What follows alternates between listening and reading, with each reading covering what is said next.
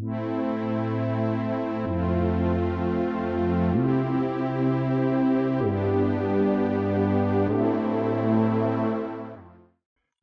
年4月10日，美国空军杂志网站报道，美国空军可能在5年内削减多达1468架军机，但仅采购467架新机，导致整个军种的机种规模缩水超过1000架。根据报道，美国空军希望于2023财年削减369架军机，但仅购买87架新机，机队规模缩水282架。而放眼未来5年，空军更有意削减多达1468架军机，但仅新购467架，导致机队规模缩水1001架。美国空军有意在2023财年退役包括21架 A10 攻击机、33架 F-22 战机、15架 E-3 空中预警管制机、8架 E-8 监视目标攻击雷达系统简称 GSTARS、12架 C-130 运输机、13架 KC-135 空中加油机在内的150架军机。文中提到的 A10 攻击机就是大名鼎鼎的疣猪攻击机。在他退役前夕，我们就来一次关公战秦琼，来一起 A10 对比苏25。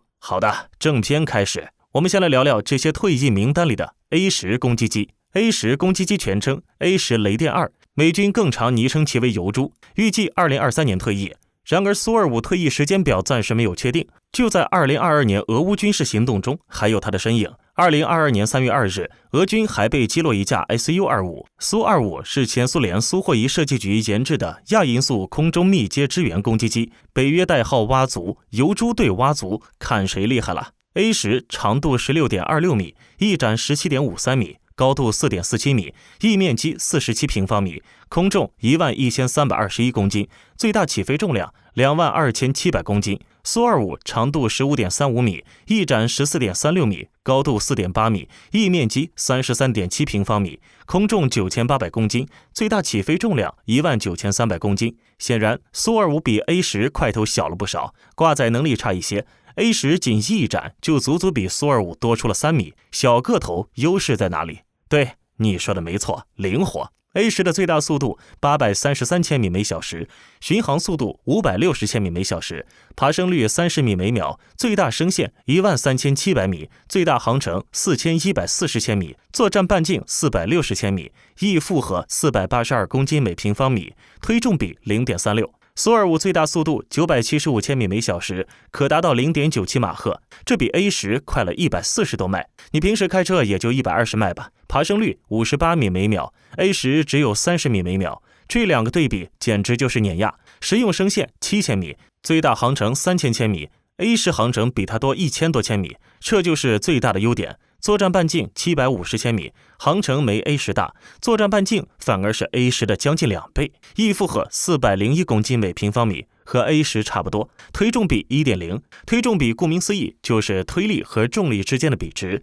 如果值越大，说明越灵活。给大家找一下官方的解释，推重比全称推力重量比，简称 TWR， 它是用来描述利用排气产生的推力以及所负担的重量之间的比例。这种描述多使用于火箭或喷气发动机作为推力来源的飞行器上，譬如导弹或者是飞机。如果是计算飞行器的推重比，比如飞机，是用海平面的最大净推力除以最大起飞重量得出。如果是计算发动机的推重比，重量是以发动机本身的重量与所产生的推力做比较。由于喷气发动机产生的推力会随着高度而改变，飞行器的重量计算标准也没有一定，因此推重比的数字在使用不同重量或者是推力下会产生不小的差异。譬如说，当使用飞机最大起飞重量或者是只有 50% 燃料重量分别计算推重比时，计算出来的数字差别很大。这里我列举一下我们熟悉的一些战斗机的推重比数据。阵风战斗机推重比为 1.13， 米格29推重比为 1.13，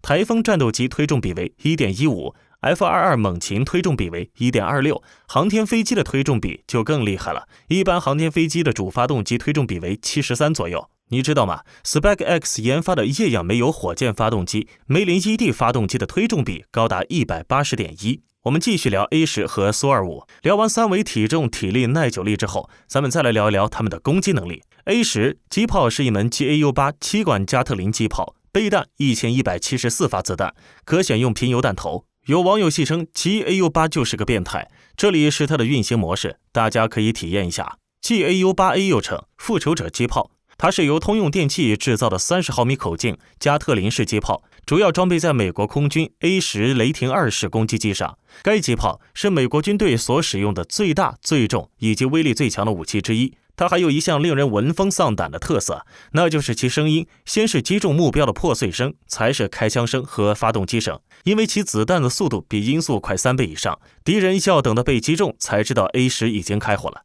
然而苏25的双 GSH-630 是个很正常的机炮，是从苏联海军的 AK-630 近排武器系统中使用的 A018 机炮发展而来。1970年代初期开始发展，1975年开始服役。GSH-630 是以炮弹产生的气体来推动炮管，射速可以达到每分钟4000到6000发。另外 A10 能够使用 GPS 和数字地图与数据链结合使用，拥有更好的网络作战能力，比如通过地图操纵光电头，把视野置于目标附近。而这些东西苏25全都没有，唯一的现代化设备就是个电视头，目标搜索纯靠肉眼搜索。另一个重要的问题是，美国的机载武器更好用，俄罗斯的制导武器基本都是电视头或者半主动激光的，前者全天候性能差，后者影响载机机动。苏25载弹量最大的 9A4172 还是激光架数的，载机发射之后只能够对着目标飞直线，不然很容易脱靶。与之相比，美国红外制导的小牛要好用的很多。有网友这样拟人化他们，苏25说，我装完逼就跑，打不着我吧，我就是这么强大。这凸显了他的反应速度敏捷，爬升率58米每秒，推重比 1.0， 那可不是开玩笑的。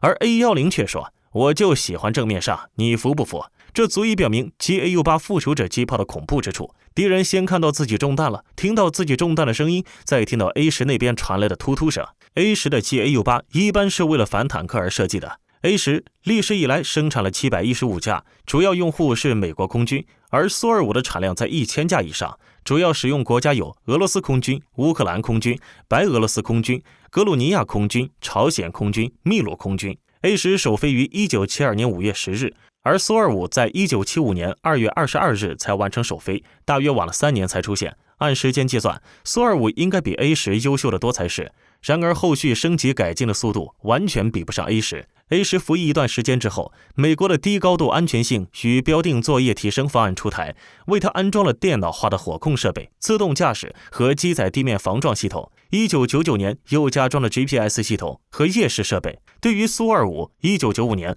在原型机苏 25T 的基础上，通过增强武器系统和航空电子系统后改名为苏39。总结，虽然 A10 和苏25都是攻击机，其实它们的设计目的并不一样，不能简单来对比。苏25属于战场突防型攻击机，主要目的是压制地面火力。A10 属于制空型攻击机，主要目的是提供战场支援。设计的目的不同，导致两架飞机的性能参数差距很大，所以它们直接对比其实并不科学。如果在己方拥有绝对制空权，地面部队也在优势的前提下， A10 的作战效能是要远高于苏25。但是如果战场环境极其复杂，己方没有绝对的制空权，且地面部队没有明显优势的前提下， A10 的作战效能可能就不如苏25了。一个是蛙族，特征跑得快，但是腿太短；一个是疣猪，腿长皮厚反应慢，横冲直撞。是的，就像电影《狮子王》里的鹏鹏。这样去描述，你是不是更容易记住他们呢？曾经有人说，你我并不是生活在和平的时代，而是生活在和平的国家。请珍惜我们的生活，珍惜生命，珍爱身边的亲人，同时希望俄乌战争早点结束，愿世界和平。好了，今天的内容就到这里了，我们下期再见。